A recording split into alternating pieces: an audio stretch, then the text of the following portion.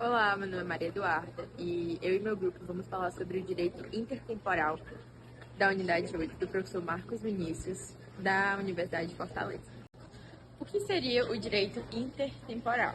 O direito intertemporal, ele é a ciência do direito constitucional, é o que ele estuda. Ele está preocupado com os aspectos e as consequências que aparecem após uma norma vigente, uma nova Constituição.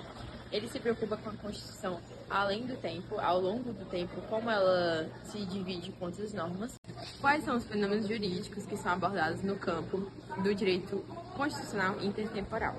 No primeiro polo temático, temos a Constituição versus tempo, ou seja, a Constituição ao longo do tempo. O direito constitucional intertemporal ele se preocupa com a vigência daquela norma, das diversas constituições que são criadas, e também como elas são na sociedade, como a sociedade reage com ela, a eficácia que ela tem. No segundo polo temático, nós temos o direito constitucional intertemporal e a pré-constituição. Ou seja, o direito constitucional intertemporal está se preocupando com as normas já existentes, como ele se relaciona com as normas já existentes e como é a relação deles. O que é o direito pré-constitucional e o direito pós-constitucional?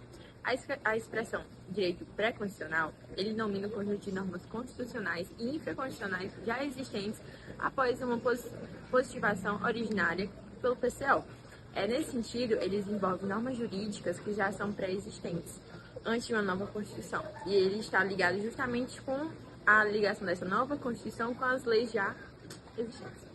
O direito pós-constitucional, ele tem a ver com as normas constitucionais e infraconstitucionais positivadas depois do advento da nova Constituição, e ela já sobre a sua vigência, ou seja, as normas posteriores que são dessa nova Constituição originária. Embora menos comum, é possível se falar também do direito pré-constitucional e pós-constitucional em relação às normas constitucionais derivadas, ou seja, introduzidas por emendas, no exercício do poder constituinte derivado reformador. Assim, uma norma pré-constitucional, ela tem relação a determinada norma constitucional derivada, que é pré-existente à relação a esta. Oi, eu sou a Anne e eu vou falar sobre a relação entre Constituição e tempo. A relação de Constituição e tempo pode ser abordada através de duas ramificações: a vigência de normas constitucionais e a eficácia das normas constitucionais.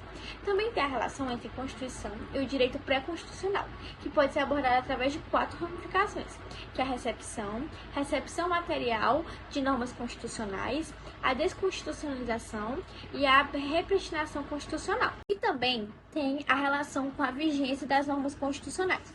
O que seria a vigência? A vigência é o tempo que aquela norma ela tem de vida, é o tempo de vida da norma, o tempo de vida jurídica dela. E aí, como seria essa vigência? Existe a vigência com vacância e a sem vacância. A com vacância é quando ela tem a vigência adiada, que é quando ela é deferida, e aí a data da publicação é antes, e o início da vigência é depois. Sem a vacância normativa é quando a data da publicação é a mesma data da vigência, quando ela é publicada. Bom, quando o texto é constitucional, a vigência é imediata ou contemporânea, a data da vigência é a mesma data da publicação. E quando for normas constitucionais tributárias, a vigência é adiada, deferida ou postergada, que no caso é quando a data da vigência é igual ao primeiro dia do quinto mês. Bom dia, gente. Eu me chamo Maria Eduarda e eu vou falar um pouco sobre as eficácias das normas constitucionais, né? Mas antes da gente falar sobre as eficácias dessas normas, a gente vai falar um pouco sobre o conceito de norma constitucional. As normas constitucionais, elas são regras e princípios fundamentais que regem a estrutura do Estado. Elas são os direitos e deveres do cidadão, elas são as relações entre os poderes constituídos, né? As normas constitucionais, elas constituem a base do nosso ordenamento jurídico. Agora a gente vai falar um pouco mais sobre a eficácia dessas normas. Elas são divididas em 3 tópicos. O primeiro, ele fala de normas de eficácia plena, que são aquelas normas que apenas com o texto constitucional, elas são capazes de produzir todos os seus efeitos de forma imediata e integral. E elas não dependem de outras normas para produzir os seus efeitos. Existem alguns critérios de aplicabilidade para essas normas, né? E o primeiro critério, ele fala que essa norma de eficácia plena, ela é direta. Porque essas normas elas podem ser aplicadas diretamente, não precisando de outras normas para regulamentar a produção desses efeitos, né? Fala que também elas são integrais, porque elas são capazes de produzir todos os seus efeitos, não dependendo de outras normas, né? Elas conseguem produzir todos os seus efeitos assim que elas entram em vigor e elas não dependem de outras normas e nem têm os seus efeitos reduzidos por outras normas, certo? Um exemplo de normas de eficácia plena é o artigo 19, que ele é vetado à União, aos Estados, ao Distrito Federal e aos municípios. Agora a gente vai falar um pouco sobre normas de eficácia contida. As normas de eficácia contida, elas também são capazes de produzir todos os seus efeitos, desde que elas entram em vigor, mas a diferença da norma contida para a norma plena é que na norma contida, elas podem ser restringidas no futuro, entendeu? Alguns critérios de aplicabilidade da norma contida é que elas também são diretas, porque elas também são aplicadas diretamente, não precisando de outras normas para viabilizar essa produção de efeitos, né? Elas também são imediatas porque elas começam a produzir efeitos assim que elas entram em vigor, mas elas são possivelmente não integrais, porque essas normas, elas sim são capazes de produzir os seus próprios efeitos, mas elas podem sofrer restrições no futuro, né? E um exemplo de norma constitucional de eficácia contida é o artigo 170, parágrafo único, que nele é assegurado a todos o livre exercício de qualquer atividade econômica, independentemente de autorização de órgãos públicos, salvo nos casos previstos em lei. Então, aí, quando ele fala salvo nos casos previstos em lei, a gente vê que ela é possivelmente não integral, porque ela pode sofrer restrições futuras, entendeu?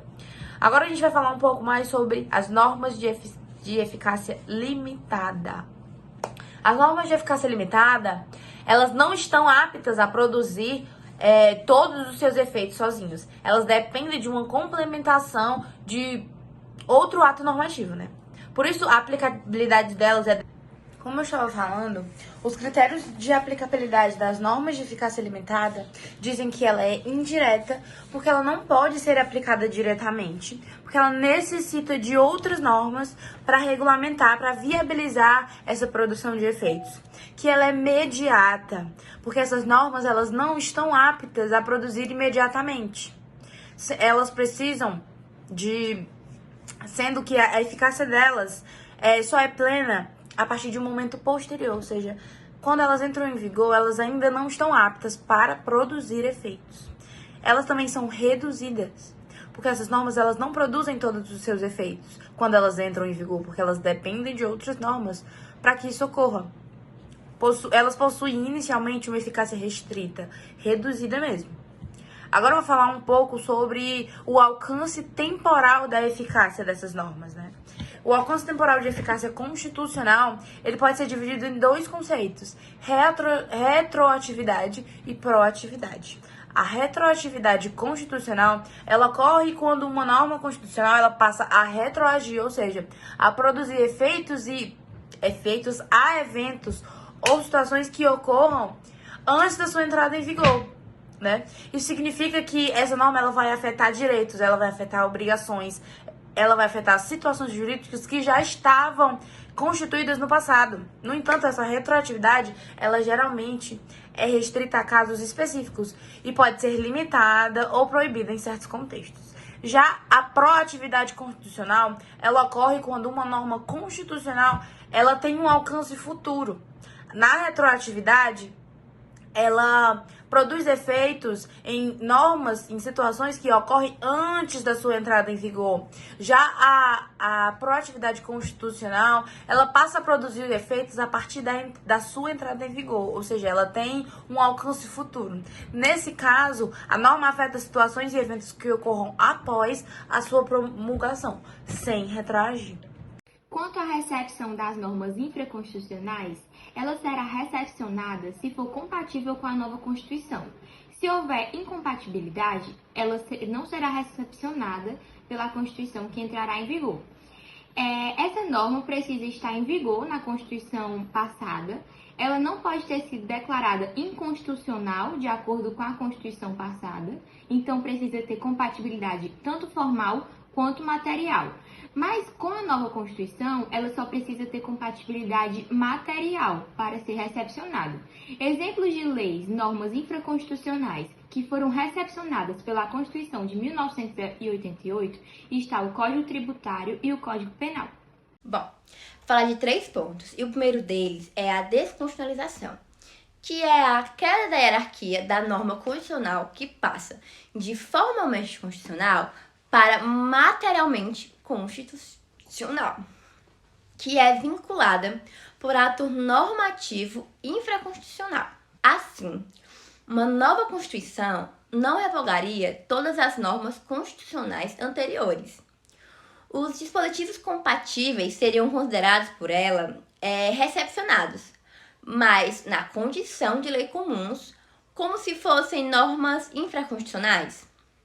Desta forma, esses preceitos compatíveis, por serem considerados recepcionados com status de lei, poderiam ser modificados ou revogados no novo ordenamento por outras normas inconstitucionais, sendo essas razões de denominação.